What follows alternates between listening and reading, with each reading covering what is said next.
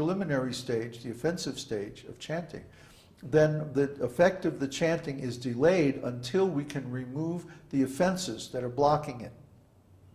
The holy name is always powerful, always potent, always auspicious. And by doing devotional service, even though we may not get the result immediately because of our offenses, certainly Krishna never forgets our service. And he always waits just until the right moment to give the result. You have to trust in Krishna. Krishna's judgment is a lot better than ours. If he was to give the result of our service immediately, when we're not pure, then we would have no impetus, no motivation to continue the service until we're purified. And the funny thing is about devotional service, that even when we're purified, we don't want to stop it. This devotional service is truly spiritual because it's eternal. Just because we're chanting now, that means we're in the clearing stage of chanting. We're still offensive. We're not getting the full result of chanting the holy name, but we're working on it. So we continue to chant and we become more and more purified, and then one day we actually chant without offenses and we get the result instantly, immediately. But that doesn't mean we stop chanting. No, because the chanting gets more and more blissful the more we do it, even in the purified stage.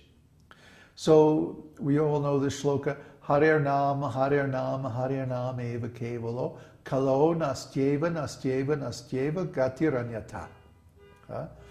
Harer Nam means chant the holy name, and it's repeated 3 times. Chant the holy name, chant the holy name, chant the holy name. In this age of Kali, there's no other way, no other way, no other way. That's also repeated 3 times. Why is that? Well, we chant the holy name in the beginning with offenses. And then in the intermediate stage of devotional service, we chant the holy name to try to clear those offenses. Then, in the highest stage of chanting the holy name, we chant offenselessly. So, chant the holy name in the offensive stage, chant the holy name in the clearing stage, chant the holy name in the offenseless stage. In this age of Kali, nastyeva, nastyeva, nastyeva. There's no other way, no other way. No other way by karma, no other way by jnana, or knowledge. So work and knowledge, and no other way by yoga, or mysticism. Simply by performing material work, or by trying to attain speculative knowledge, or by cultivating mysticism, we cannot attain the liberation that we're all after. These methods are only preliminary. They're only preparatory. They qualify us to chant the holy name nicely, but they can't give the result of chanting the holy name. Only the chanting process itself can give that result. That's why eva kevalam is stated. Only pure chanting of the holy name can actually give us the result that we're looking for, which is complete cessation of material misery and eternal engagement in the service of the Lord. That will make us happy. These other things, karma, jnana, yoga, they won't make us happy. Maybe temporarily we get a little happiness, but in the long run, no. Because why? They're material. Certainly karma is material, and jnana is also material, because even we may cultivate so much knowledge, but when we have to change the body, we lose it all. And yoga is also material, even though yogic powers are subtle, they're based on the mind. So these 3 things cannot help us. Nastyeva, nastyeva, nastyeva. Not this way, not that way, not the other way, but Harinam eva kevalam.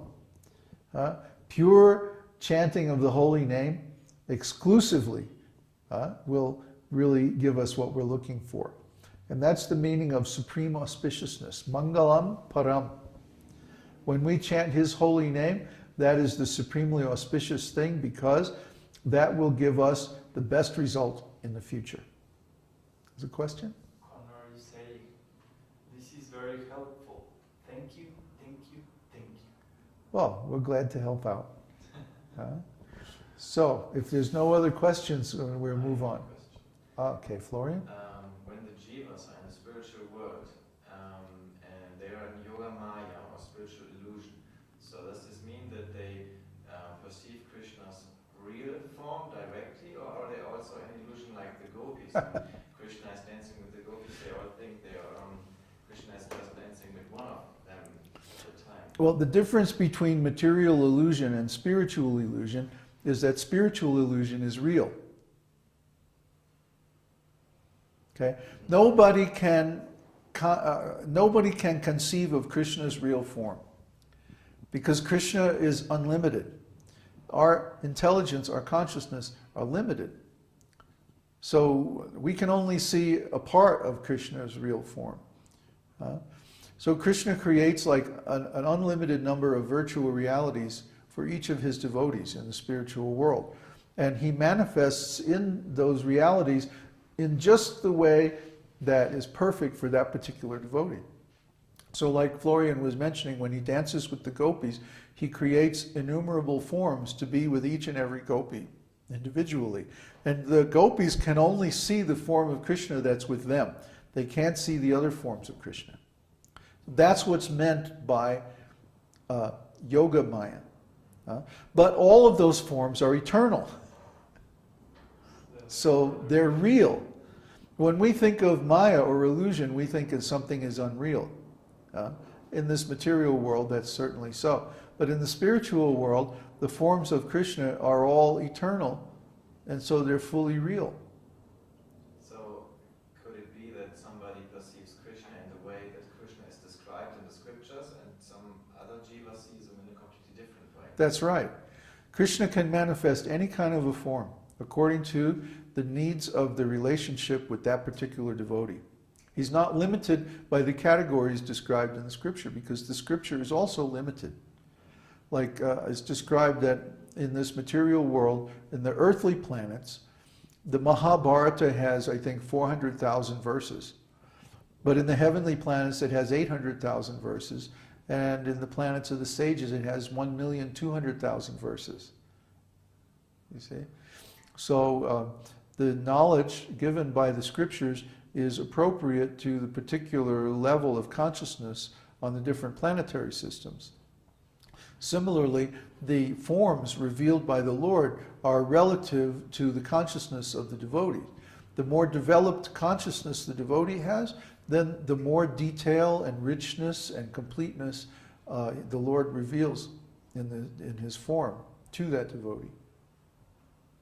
Is there another? Are those different forms dancing with the gopis distinguishable?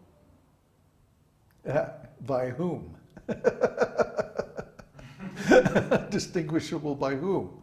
Who has enough intelligence to see all those forms, to distinguish them? See, the spiritual world is subjective, because everything spiritual is subjective, because consciousness is ineluctably subjective. Consciousness is always subjective. I can't see the contents of your consciousness. You can't see the contents of my consciousness. We can talk about it and exchange information, but we can't exchange experiences. My experiences are only for me. Your experiences are only for you. So Krishna reveals himself to each devotee differently according to the appropriateness of their relationship. Nobody can see how Krishna is revealing himself to somebody else. I mean, unless Krishna wants him to see, I suppose. But that's a very unusual circumstance, and we don't ever read in the Shastra that, well, the one time when Brahma had disturbed Krishna's pastimes, and then Krishna showed him all the Vishnu forms, then, because that was a special occasion. Normally, even Brahma can only see the particular form of the Lord that he reveals. So each devotee is in his own subjective world of consciousness, and the Lord appears to him as appropriate to their relationship, to their service relationship.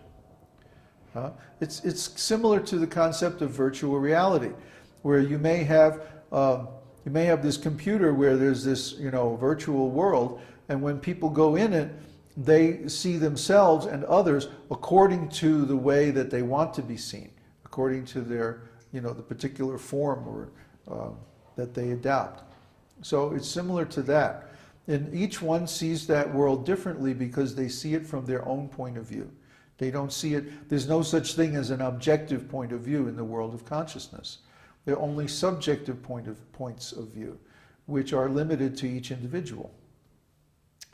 So our thinking is conditioned by material consciousness, where there's some idea of some objective point of view. Just like when we're talking about Vedic astrology, for example, Vedic astrology calculates everything from the point of view of the surface of the earth. So for Vedic